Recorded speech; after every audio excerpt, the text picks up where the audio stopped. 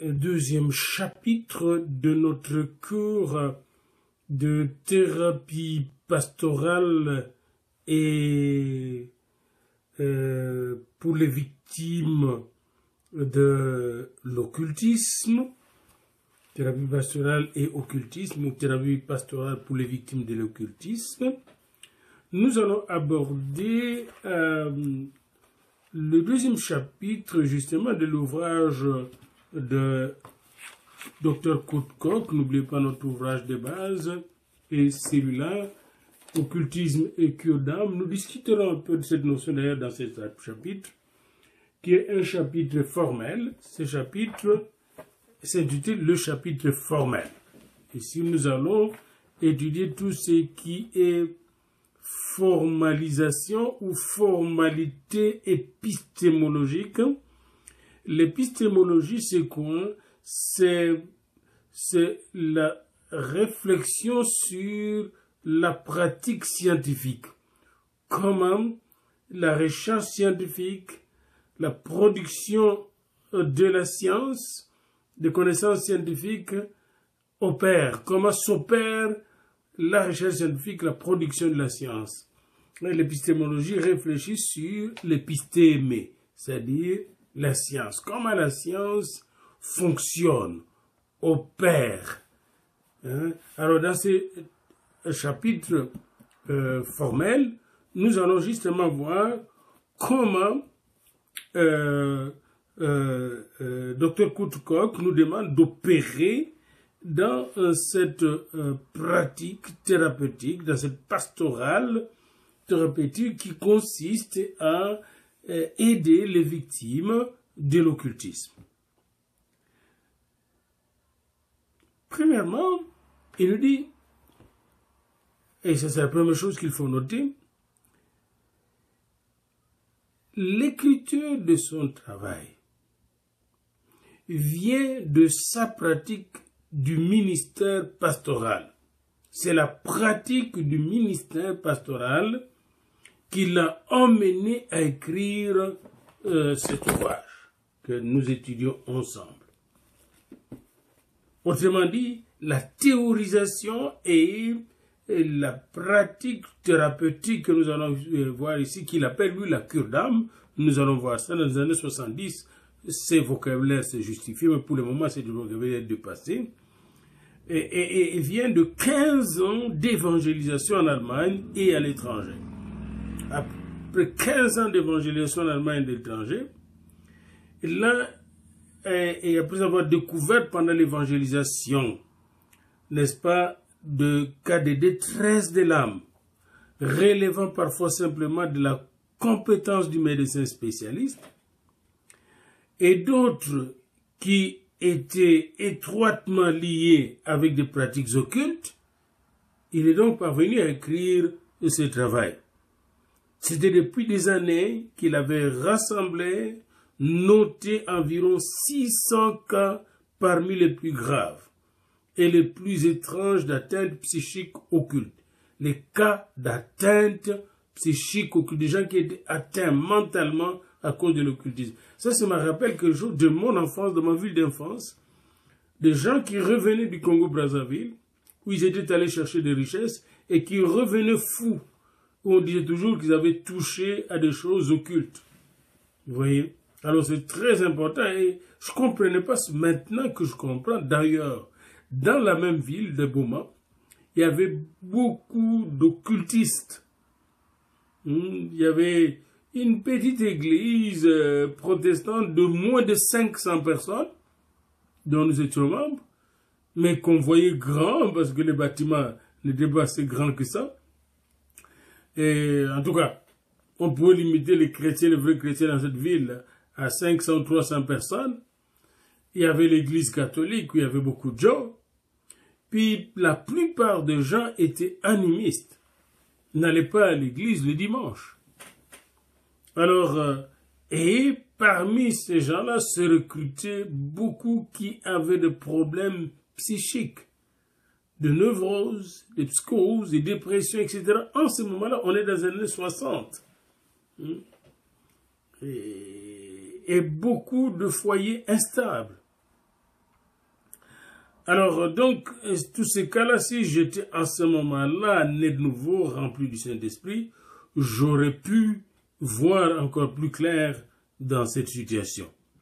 Alors, dans le livre que je viens de vous montrer, dans cette documentation, l'auteur a extrait des exemples cités ici pour le soumettre à un examen critique et les mettre pleinement en valeur. C'est ce qu'il fait ici. C'est une entreprise très courageuse et qui a été encouragée par ses collègues et qui était souvent embarrassée par la constatation des méfaits de l'occultisme. Donc, le premier principe formel, c'est que cet ouvrage qu'il a écrit part de son expérience pastorale, de son ministère pastoral. Deuxièmement, le but de cet ouvrage et de cette recherche, et de ce cours d'ailleurs, est de présenter un aspect particulier de la théologie pratique. Quel est cet aspect?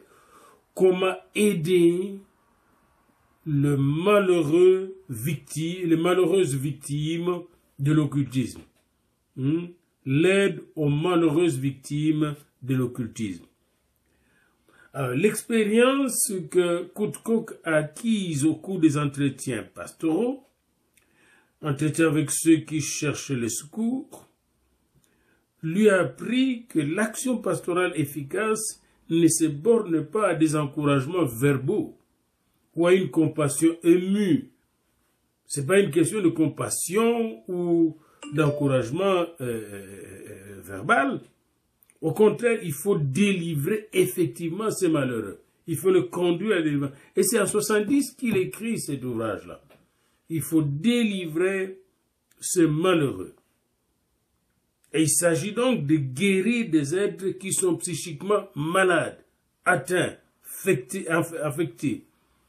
Et c'est le but des méthodes thérapeutiques, de la méthode thérapeutique moderne, mais c'est aussi le but de l'intervention de Jésus-Christ. Toutes ces interventions pastorales étaient pour libérer les captifs. Il est venu libérer les captifs. Alors, le problème qu'il aborde dans cet ouvrage est triple. D'abord, il faut établir s'il existe, oui ou non, des troubles psychiques en occultisme. Vous devez établir, même dans votre pratique pastorale, est-ce qu'il y a des troubles psychiques causés par la pratique de l'occultisme? Premièrement. Deuxièmement, ensuite, étudier la question encore très controversée du rapport entre l'emprise occulte et les maladies mentales, psychiques, et même parfois les maladies physiques. Ça, c'est encore un autre problème. Mais il y a un rapport. Vous voyez? Donc, voyez-vous, établir s'il existe, oui ou non, des troubles psychiques d'origine occulte. Deuxièmement, étudier la question encore très floue, en ce moment-là, controversée, du rapport entre l'emprise occulte et les maladies psychiques ou mentales. Troisièmement, trancher le point crucial suivant. Le pasteur peut-il aider efficacement quelqu'un qui est troublé mentalement, psychiquement à cause de la pratique ou de pratiques occultes? Comme quelqu'un qui veut vous dire qu'on lui a lancé un sort. Encore là, des pratiques occultes qui sont à la base de ce trouble psychique. Voilà donc le problème que nous devons aborder ici et qu'il a abordé dans son ouvrage. Ça, c'est le troisième point formel, à savoir ce problème qui est triple, établir s'il existe, oui ou non, des troubles psychiques d'origine occulte. Deuxièmement, étudier la question encore controversée, et qui est toujours controversée, et souvent controversée, du rapport entre l'emprise occulte et les maladies psychiques. Et troisièmement, trancher le point crucial suivant. Est-ce que le pasteur est-il capable de délivrer efficacement, d'aider efficacement une personne qui souffre des méfaits de l'occultisme? Voilà donc le premier point formel qui était l'expérience ministérielle qui l'a conduit à écrire ce livre et même à développer sa pratique thérapeutique pastorale pour le victime de l'occultisme. Deuxièmement, son but formellement est d'aider ces gens qui souffrent qui sont victimes de l'occultisme. Troisièmement, il faut aborder ce problème selon les triples questions ci-après. Est-ce qu'il existe des rapports entre l'occultisme et les troubles psychiques, certains troubles psychiques? Est-ce que l'emprise occulte a des rapports avec certaines maladies psychiques? Est-ce que le pasteur peut aider efficacement quelqu'un qui souffre de troubles psychiques? Quatrième point formel, quand vous avez fini de poser ainsi les questions que nous venons de soulever ensemble, vous arrivez au devoir qui vous incombe comme thérapeute et selon comme pasteur qui accompagne les victimes des maladies psychiques causées par l'occultisme. Et voici ce devoir.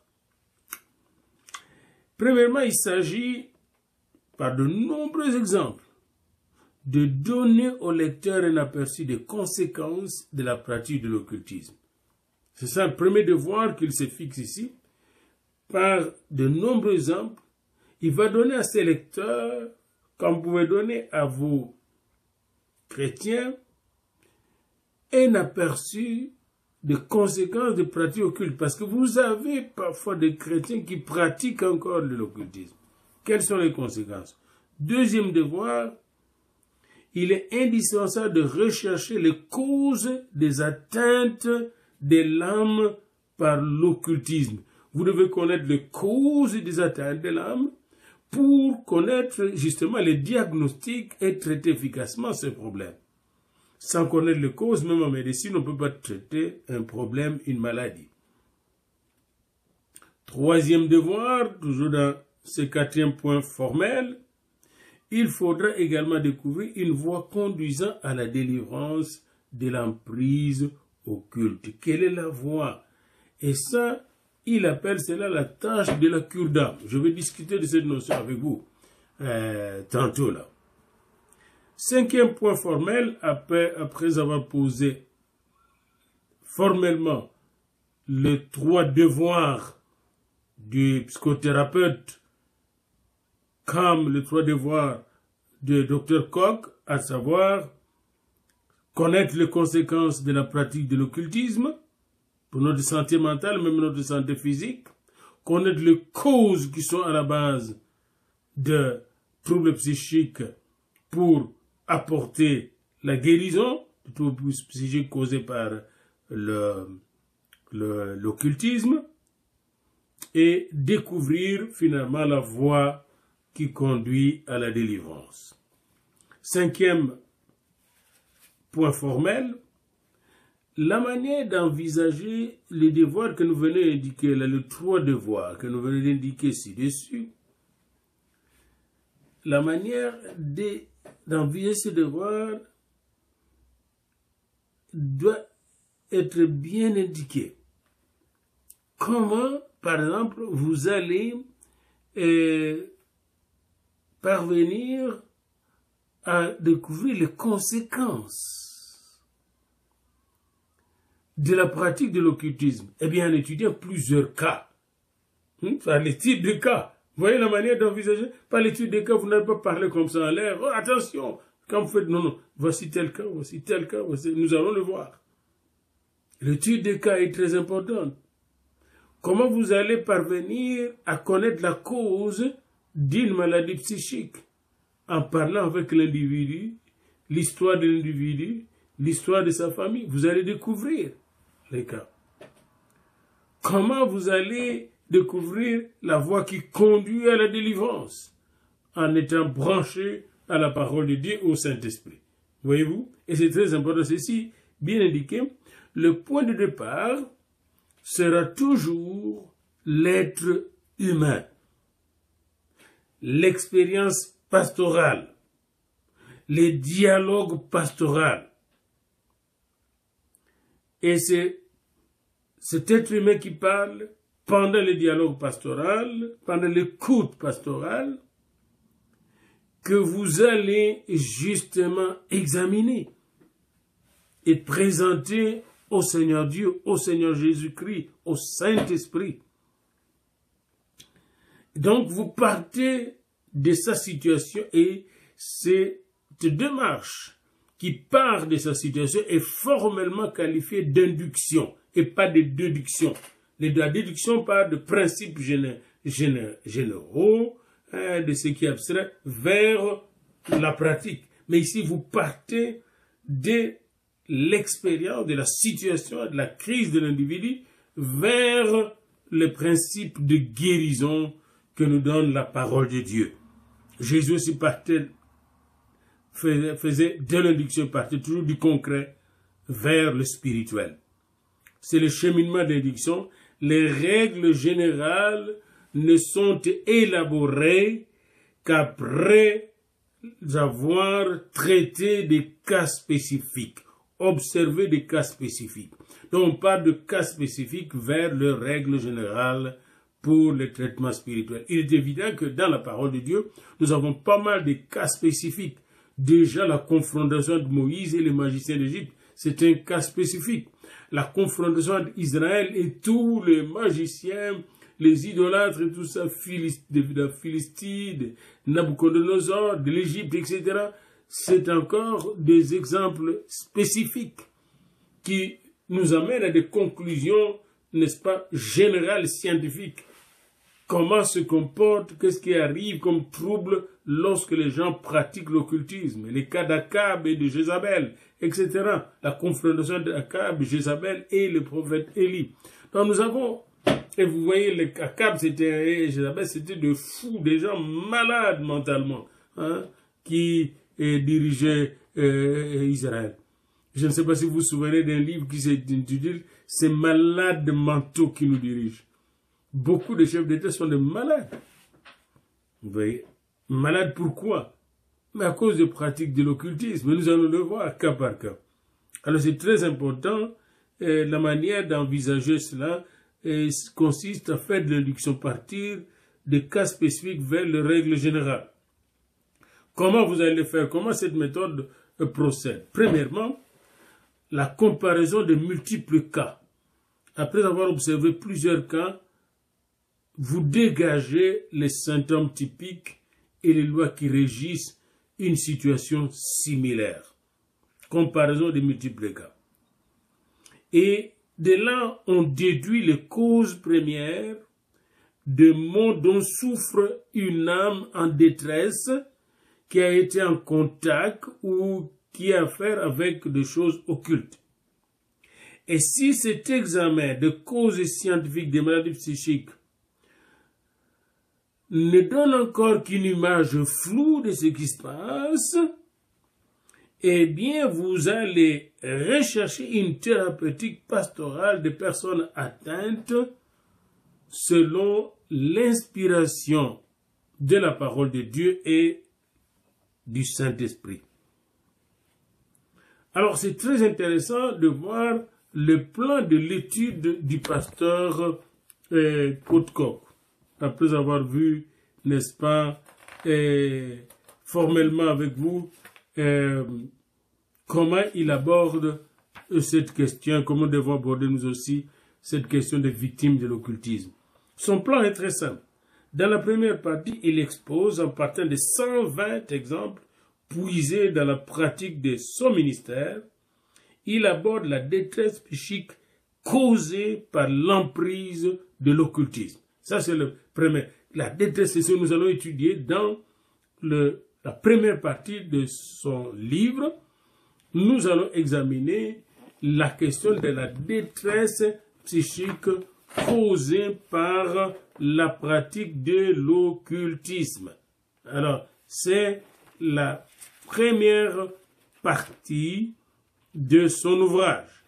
Et cette première partie de son ouvrage comprend, n'est-ce pas, des chapitres clés qui regardent directement justement cette problématique de gens atteints de détresse psychique causée par la pratique de l'occultisme. Dans une deuxième partie, il soumet à un examen critique la contribution apportée par les disciplines scientifiques parallèles au traitement des cas de ce genre. Il va soumettre à la critique la parapsychologie, la médecine, la psychiatrie, pour aller chercher, n'est-ce pas, ce qu'il y a de vrai et d'utile pour la pratique pastorale.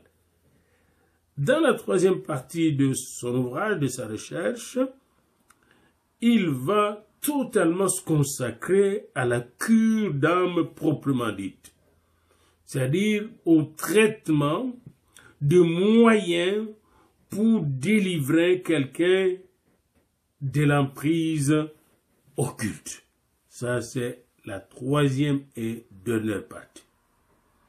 Et pour lui, c'est une entreprise très urgente. Trouver les moyens de délivrer efficacement les gens qui sont sous l'emprise de l'occultisme. C'était urgent en Allemagne, c'est urgent en Autriche, c'est urgent dans le monde, c'est urgent au Canada, c'est urgent partout. Les gens sont pris par l'occultisme dans le monde. Comme, vous voyez, le roi Saul, à la fin de sa vie, il était pris par la nécromancie. Le roi Salomon s'est perdu dans l'occultisme à la fin de sa vie. Vous voyez, lui qui a bien commencé. Donc c'est une problématique qui est universelle, qui est historiquement vraie, fondée. Alors maintenant, il faut éviter les erreurs d'interprétation ou de compréhension. Pour cela, il est nécessaire de préciser certaines notions de base. Ok? Alors là, nous devons préciser certaines notions de base.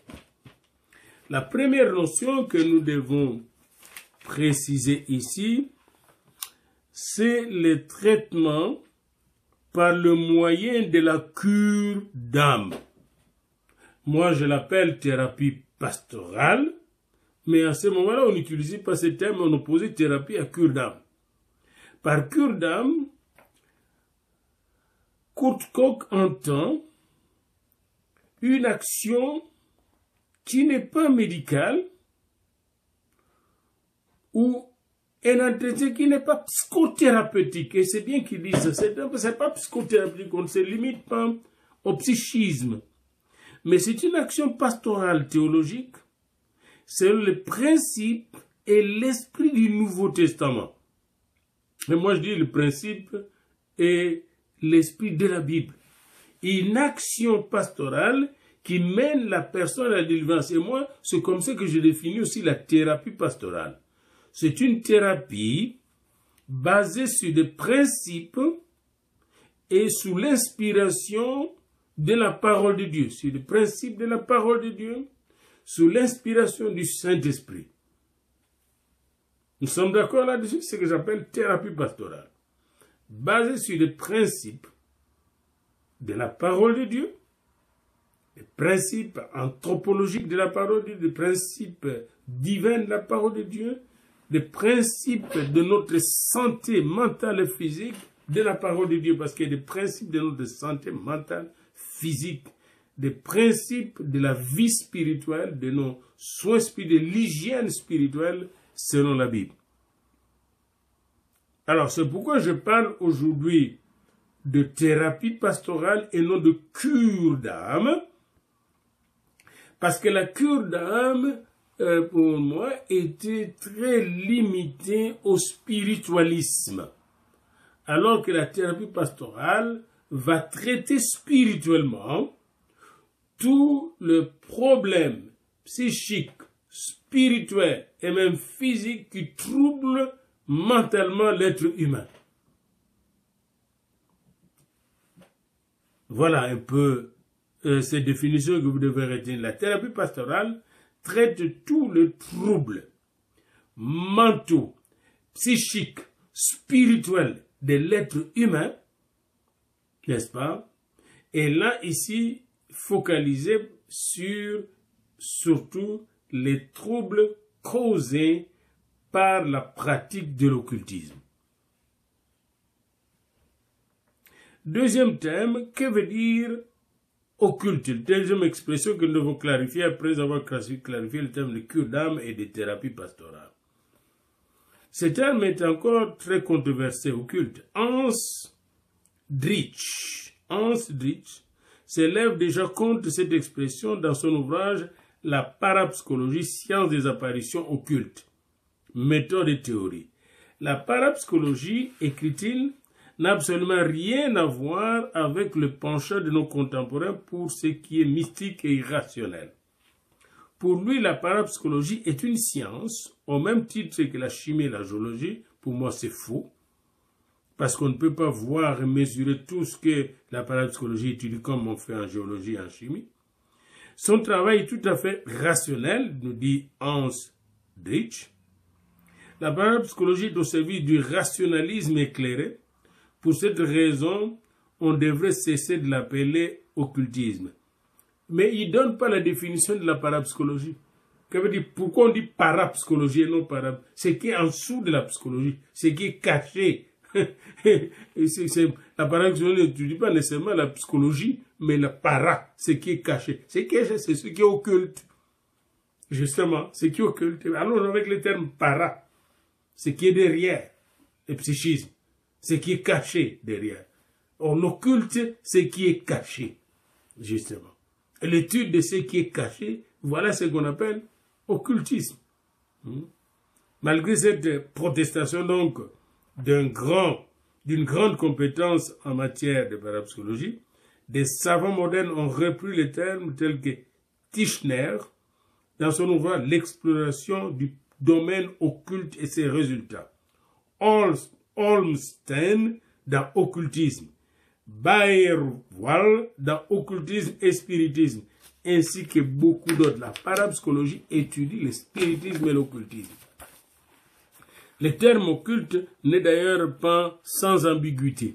Ce qui peut sembler occulte au non-initié, sans formation psychologique, peut paraître aux psychologues de profondeur rationnelle, explicable et compréhensible, mais ça ne reste pas moins occulte. Ça ne reste pas moins occulte. Freud avait bien peur, n'est-ce pas, de son disciple Carl Jung, qui semblait pratiquer l'occultisme, fils de pasteur. Alors si malgré tout, nous retenons le mot occulte, nous l'appliquons aux faits qui sont à la limite de la perception sensorielle. Notez ça. Les phénomènes à peine saisissables par la raison. Les apparitions touchant au domaine métaphysique et métapsychique. Les rapports entre le monde sensible et suprasensible. Je vous donne un exemple biblique. Quand le roi David, je pense vers le dernier chapitre de 1 Samuel, quand le roi Saoul, pas David, je m'excuse, était allé consulter une nécromancienne, c'est-à-dire quelqu'une qui invoque le mort, eh bien, il était en train de pratiquer de l'occultisme. Vous trouvez cela dans le dernier chapitre de 1 Samuel.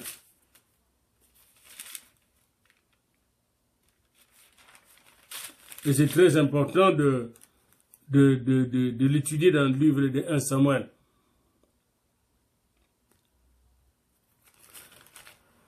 C'est très intéressant et moi je vous encourage de lire à partir du chapitre 28, c'est là que vous trouvez chapitre 28 de 1 Samuel, comment il est parti consulter un nécromancien, une nécromancienne qui est allée réveiller Samuel qui était déjà mort. Et au chapitre 31, le dernier jour de Saoul, pourquoi il a fini par mourir. Et comment l'occultisme, finalement, peut-être qu'il pratiquait déjà en cachette l'occultisme, qui l'a rendu fou, malade, qui l'a éloigné de Dieu, qui a fait que même l'Esprit de Dieu le quitte. Alors c'est très important pour nous de de lire cela dans 1 Samuel chapitre 28, 29, 30, vous permettre justement de voir comment même la pratique de l'occultisme de Saoul a dérangé tout le royaume d'Israël. La même chose dans le cas d'Akab plus tard avec Jézabel. Alors, c'était des pratiques occultes. Et l'étude de ces phénomènes en parapsychologie, c'est l'étude des phénomènes occultes. Alors, la parapsychologie qui étudie les phénomènes occultes, c'est la science des occultes. C'est ça. On n'en peut rien. Alors, la troisième notion, et la science des occultes, c'est la science des choses cachées, psychiquement cachées, spirituellement cachées. Vous voyez? Toutes les expériences, des perceptions sensorielles, quand on perçoit des ombres, qu'on appelle fantômes chez nous, eh bien, l'étude de ces phénomènes au laboratoire, c'est l'étude des phénomènes occultes. Et nous avons besoin de protection du Seigneur quand on étudie de tels phénomènes. C'est pourquoi nous devons être couverts du sang de Jésus, même pendant qu'on fait cette étude. Il faut être conscient que vous êtes couverts par le sang de Jésus-Christ. La troisième notion, après la notion de l'occultisme et la notion de la cure d'âme et des thérapies pastorales, c'est la troisième notion à éclaircir, c'est la notion de la pratique de l'occultisme. Cette expression, selon Kurt Koch, désigne aussi bien les expériences actives que la soumission passive aux influences de ce genre. Quand un chrétien se soumet passivement à des prières permanentes et des évocations permanentes de phénomènes occultes, il risque de pratiquer de l'occultisme. Veut ou veut pas. Comme disent les Canadiens, veut pas. C'est une expression canadienne et pas française. Alors c'est très important pour nous de savoir que la pratique de l'occultisme peut être active comme elle peut être passive. Mais maintenant, quand nous sommes en train d'étudier ce phénomène, nous devons être vigilants et être couverts par le sang de Jésus et ne pas essayer d'amplifier ce phénomène, de le considérer comme des choses qui sont supérieures à l'Esprit de Dieu. Et c'est très non, la pratique de l'occultisme, c'est une expression qui désigne aussi bien les expériences actives que la soumission passive aux influences de ce genre. Pratique de l'occultisme, c'est celui qui activement fait des expériences avec des esprits malins, impurs. Voilà. Toute participation à de telles expériences crée une emprise sur la personne. Quand vous allez vous faire diviner chez un devin, pour qu'il connaisse votre futur ou votre passé, c'est la pratique occulte. Et vous pouvez le pratiquer inconsciemment dans l'église, quand votre église essaye d'aller chercher à diviner les choses cachées. Faire la divination. J'ai fait une différence entre la révélation de Dieu, de l'Esprit de Dieu et la divination. Toute participation à des expériences occultes crée une emprise sur la personne et qu'il faut traiter au moyen de la cure d'âme ou de la thérapie pastorale de délivrance. Enfin, un dernier concept que nous voulons clarifier, c'est le concept d'atteinte et le concept de maladie de l'âme. L'homme a une âme, un esprit et un corps. Certains disent l'âme, l'esprit et le cœur. Le cœur, pas le cœur, le muscle cœur. Non. Le cœur qui est le centre de nos décisions, de nos réflexions. Le cœur de l'homme dont parle Jésus et la Bible. C'est une réalité, pour ainsi dire, entre l'âme et l'esprit. Entre l'âme et l'esprit. Et l'âme, c'est notre lieu psychique, de l'intelligence, des émotions, des sentiments, c'est le domaine de l'âme. Nous émotionnons par l'âme. Nous sentimentalisons par l'âme. Nous intelligibilisons par l'âme. Nous raisonnons par l'âme. Nous argumentons par notre âme. Voyez-vous? Nous tirons des conclusions, faisons des résumés par notre âme. Et où est l'esprit alors? L'esprit, c'est le souffle de Dieu en nous, la présence de Dieu en nous. C'est l'esprit qui donne la vie à l'âme, qui donne la vie même au corps. C'est l'esprit qui fait que le corps et l'âme sont ensemble. Quand l'esprit part avec l'âme, le corps meurt. L'esprit, c'est Dieu en nous. C'est le souffle de Dieu en nous. C'est l'esprit même qui donne à l'âme de voir, de comprendre, de saisir les choses de Dieu. Et souvent, l'âme étouffe l'esprit, l'âme charnelle étouffe l'esprit pour écouter les désirs du corps. À ce moment-là, nous devenons des gens qui vivent à l'envers, qui partent de la chair pour commander le corps, et là, l'esprit est tranquille. L'esprit est mort. C'est là qu'on parle de mort spirituelle. L'esprit ne fonctionne pas. C'est une mort spirituelle. Ce n'est pas une mort clinique, mais une mort spirituelle. Et les gens qui vivent comme ça dans la mort spirituelle, dans le péché, ils finissent par, les lacs de feu vont finir par le séjour des morts et le lac de feu, parce que ce sont des esprits morts qui vont tout droit au séjour des morts, là où était, n'est-ce pas, l'homme riche, Luc 16, tandis que nous, les enfants de Dieu, quand nous mourons, nous allons au paradis de Dieu où se trouve Abraham et où nous attendons justement au repos. Et on parle même de sous la table de Dieu, où nous attendons qu'il y ait le paradis de Dieu, nous attendons la félicité céleste et la nouvelle terre. Donc, quelqu'un est atteint de maladies de l'âme quand son âme ne fonctionne plus normalement. Alors, il y a deux significations ici. Tout d'abord, il s'agit d'un terme technique de la psychologie de profondeur, dans l'ancien temps, désignant la nature intime de l'être humain. Notre âme, c'est la nature intime, la contrepartie de ce qui est corporel. L'âme n'est pas visible, mais elle est en train de, pendant que je réfléchis, mon âme réfléchit. Mon âme réfléchit, utilise tout mon système nerveux pour vous communiquer ce cours. Puis à un certain moment, parfois, quand quelqu'un devient illogique, irrationnel, il ne sait plus ce qu'il dit, il est totalement désorganisé, n'est-ce pas, ses phrases sont désorganisées, ses raisonnements sont désorganisés, il devient très colérique, il devient insupportable, son âme est malade. Vous voyez, son âme est malade. Ou très triste, son âme est malade.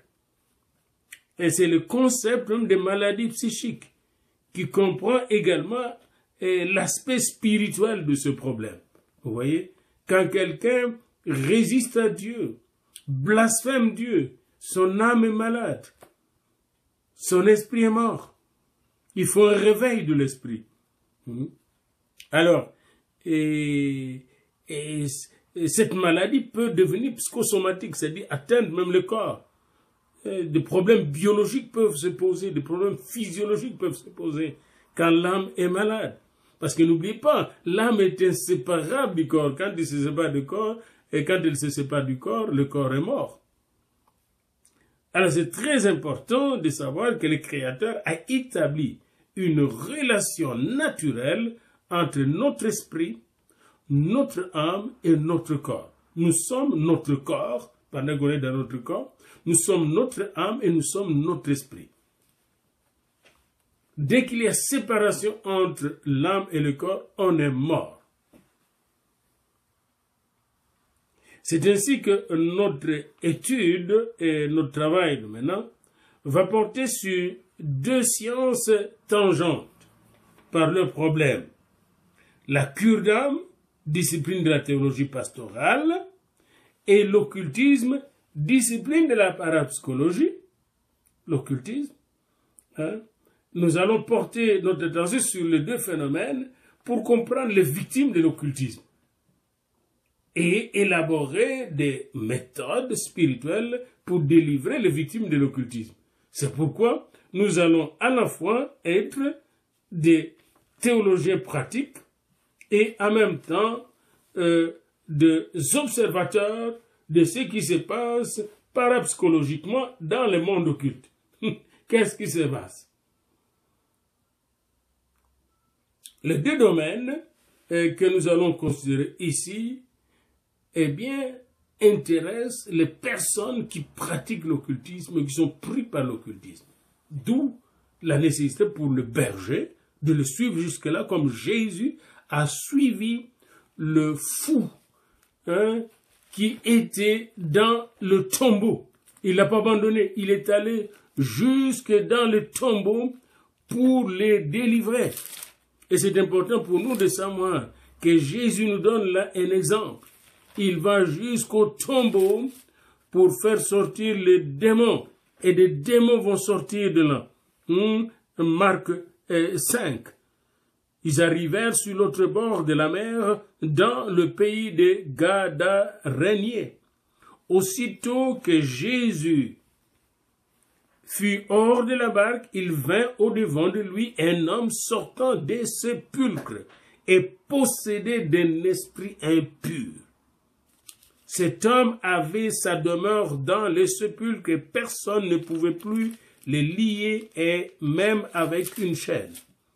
Car souvent il avait eu des fers aux pieds et avait été lié de chaînes, mais il avait rompu les chaînes et brisé le fer, et personne n'avait la force de le dompter. Il était sans cesse nuit et jour dans le sépulcre, et il s'écria d'une voix forte: Qu'y a-t-il entre toi et moi, Jésus, fils du Dieu très haut? Je t'en conjure, au nom de Dieu, ne me tourmente pas. Car Jésus, verset 8, lui disait: Sors de cet homme, esprit impur. Je m'arrête là pour cette lecture. Ce n'est pas le temps de prêcher ici, c'est le temps de faire de la science. Tout ce que je veux dire, c'est que Jésus est entré dans ce monde occulte, pas pour faire de l'occultisme, il est entré jusque dans le sépulcre, pour aller délivrer cette personne qui était enchaînée par des forces occultes, les forces des ténèbres. C'est la même chose que nous allons, n'est-ce pas, faire. De la même chose que nous allons procéder dans ce cours de théologie pastorale pour délivrer les victimes de l'occultisme qui sont atteints par ces maladies. Pour terminer ce chapitre, qui est un chapitre formel, après avoir précisé la signification de quelques termes techniques, vient enfin le présupposé formel de l'approche de Kurt Koch, qui sera notre présupposé aussi, notre présupposé formel. Quel est ce présupposé? C'est-à-dire ce que nous supposons avant de faire le travail. Ce présupposé, c'est le présupposé christocentrique de l'enquête thérapeutique. Notre base de départ, c'est Christ. Par sa forme, les notions du thème principal satisfait bien au désir justifié d'éclaircir et de délimiter le plan scientifique. Dans notre approche, nous avons nos présupposés, et notre présupposé de base fondamentale, c'est Christ. Nous pratiquons une approche christocentrique. C'est clair, on ne le cache pas. Scientifiquement, nous nous basons sur Jésus-Christ. Ce qu'il a fait et comment il le fait et ce qu'il nous a commandé de faire, parce que c'est lui qui nous a dit: à mon nom, vous chasserez le démon. Il est cependant insuffisant pour exprimer le but pastoral de l'ouvrage, comme du travail pastoral, montrer le chemin de la délivrance et de l'emprise occulte. Ça, c'est comment montrer le chemin de la délivrance de l'emprise occulte. Il ne faut pas perdre de vue qu'au cours de ces dernières années, parler de choses occultes et diaboliques est devenu une mode et même une manie collective. Vous avez entendu des églises qui sont créées, des choses comme les combats spirituels qui se sont créés autour de choses occultes. Donc c'est devenu populaire, il y a comme une sorte d'épidémie de l'occultisme. Du point de vue théologique, on pourrait douter de la nécessité de développer un pareil sujet, mais nous ne pouvons plus douter quand nous savons que partout, dans toutes les églises nouvelles, on parle des esprits démoniaques, on chasse les esprits démoniaques, on les pose les mains pour délivrer les gens. Ce n'est pas donc au pasteur de négliger cet aspect-là. Mais il doit en même temps aussi éviter de se laisser entraîner par le courant de l'époque. Nous devons faire attention d'être entraînés par le courant de l'époque et vouloir chercher à déterminer l'étendue et la puissance du règne du démon. Jésus faisait souvent taire le démon. Il n'avait rien à apprendre de démon. Il disait, taisez-vous. Pourquoi? Parce qu'il savait que les démons étaient des menteurs. Et regardez un peu quand Jésus avait demandé aux démons de dire leur nom. Hein? Et vous savez comment les esprits ont répondu? Ils ont dit Légion. Mais Légion, ce n'est pas un nom. Encore un mensonge. Une légion comme une légion romaine. Ce n'est pas le nom d'un soldat. Chaque soldat a son nom. Mais, légion. Voyez-vous, l'ennemi est malin. Et il cache toujours son identité. Mais Jésus le connaît et le voit. Alors c'est très important pour nous de ne pas nous laisser entraîner par les gens possédés ou par les démons qui parlent et qui parlent beaucoup pour tromper. Selon Actes 20, 24,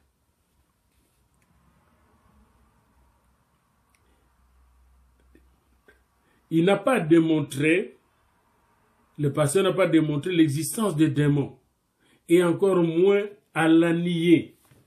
Acte 20, 24. Allons-y ensemble, Acte 20, 24. Je suis toujours avec ma Bible, même quand je donne mon cours de théologie et de philosophie. Parce que la Bible, pour moi, c'est aussi un livre de philosophie. Acte 20, verset 24. Mais je ne fais point pour moi-même aucun cas de ma vie comme si elle m'était précieuse pourvu que j'accomplisse ma course avec joie. Et le ministère que j'ai reçu du Seigneur Jésus d'annoncer la bonne nouvelle de la grâce de Dieu. Voyez-vous ici, Paul n'avait pas à faire cas de lui-même, à se justifier, ou que sais-je encore, ou à défendre tel aspect de son ministère. Non. Parce qu'il connaissait son ministère, c'est d'annoncer la bonne nouvelle.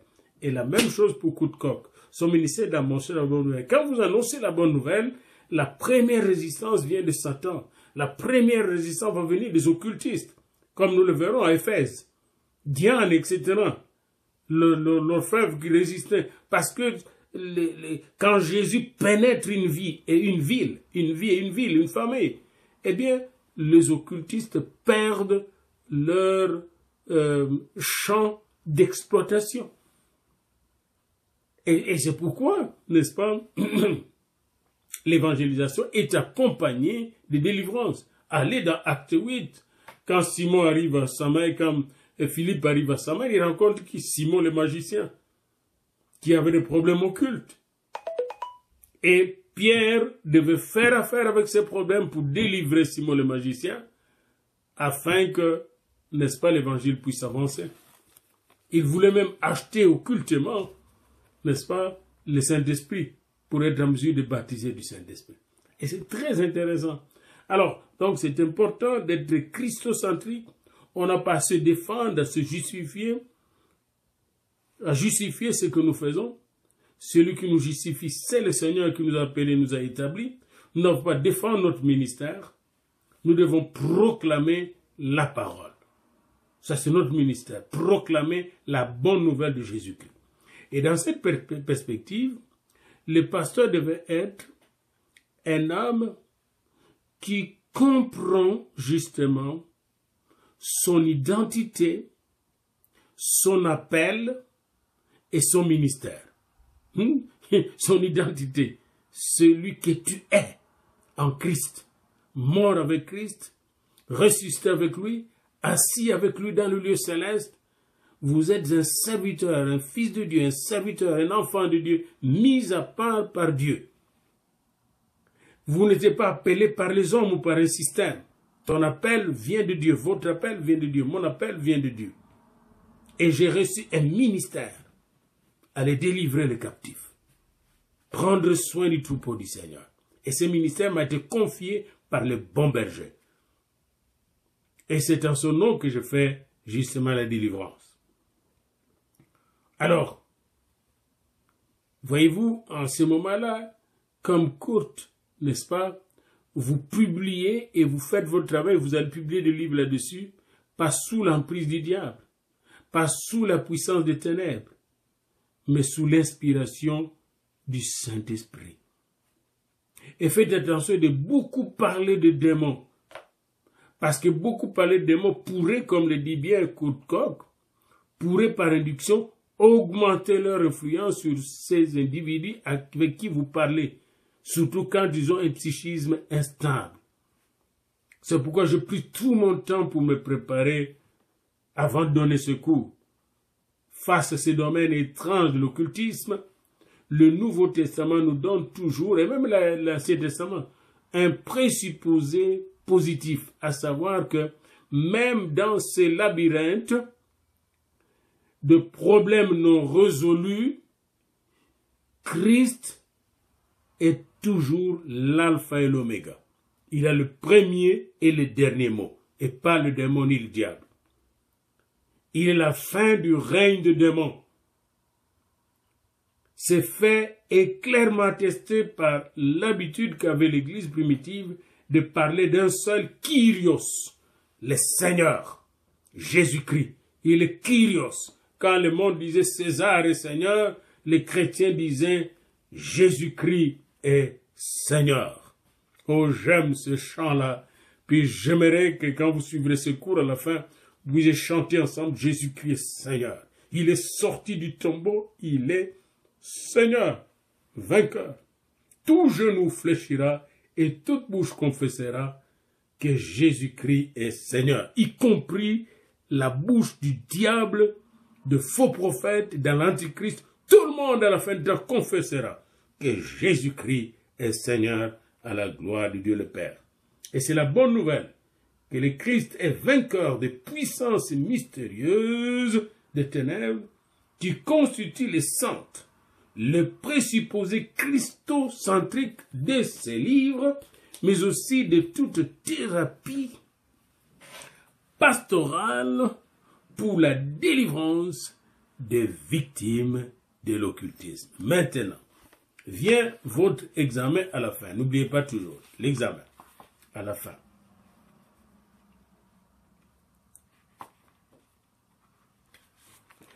Première question, qu'est-ce qui a amené l'auteur à écrire son livre? Qu'est-ce qui l'a conduit à écrire son livre? Et c'est des théories, des choses qu'il a écoutées, qu'il a lues. Qu'est-ce qui l'a conduit à écrire son livre? Deuxième question, quel est le but de ces livres et le but de la thérapie pastorale? Troisième question. Donnez les triples aspects du problème abordé en thérapie pastorale ou en cure d'âme et abordé dans ces livres. Les triples aspects du problème abordé dans ces livres. C'est la troisième question. Quatrième question. Quels sont les devoirs qui nous incombent comme pasteurs pratiquant la thérapie pastorale pour libérer les captifs de l'occultisme. Quels sont nos devoirs? Les devoirs qui nous incombent comme pasteurs pratiquant la thérapie pastorale pour délivrer les captifs de l'occultisme. 5e question. Quel est le point de départ de la pratique thérapeutique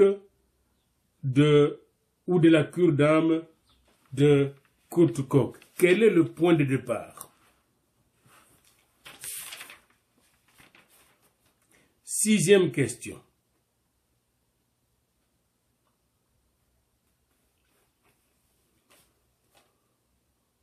Comment s'articulent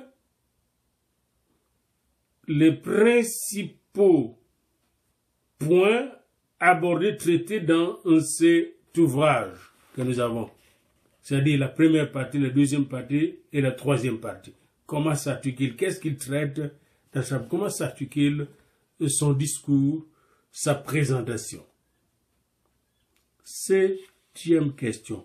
Pourquoi l'entreprise consistant à délivrer les victimes de l'occultisme est-elle, cette entreprise-là, une urgence aujourd'hui?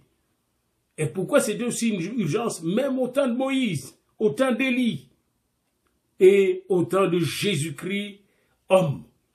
Et pourquoi c'est encore une urgence aujourd'hui? Pourquoi devons-nous être tous presque des urgentologues pour délivrer les gens qui sont pris par l'occultisme? C'est la 7e question. 8e question. Préciser les sens ou la signification de chaque terme qui suit. 1. Qu'est-ce que la cure d'âme? Et pourquoi aujourd'hui nous l'appelons thérapie pastorale? Qu'est-ce que la cure d'âme? Deuxièmement, que veut dire occulte? Qu'est-ce que signifie occulte? Troisièmement, quel est l'essence de la pratique de l'occultisme? 4e et dernier terme, que signifient les notions d'atteinte et de maladie de l'âme? Atteinte et maladie de l'âme. 8e et dernière question. Pourquoi le présupposé de ces livres et de toute pratique de la cure d'âme, de la pastorale des victimes de l'occultisme, pourquoi le présupposé et même des ouvrages qu'on peut écrire sur la thérapie pastorale des victimes de l'occultisme, pourquoi le présupposé demeure christocentrique? Et comment ce présupposé est christocentrique? Voilà donc le deuxième chapitre de notre cours de thérapie pastorale pour la délivrance des victimes de l'occultisme. TH.P700. Et n'oubliez pas, chaque fois que vous présentez vos devoirs, votre examen de fin de chapitre, de mentionner le cours, le nom de l'université, votre nom, le cours et les thèmes abordés. Puis de reprendre les questions, chaque question, et de répondre aux questions avec des phrases simples comprenant chaque phrase un sujet, un verbe et un complément. Ok? Que le Seigneur vous bénisse et fasse de vous des pasteurs efficaces dans le domaine de la délivrance des victimes de l'occultisme.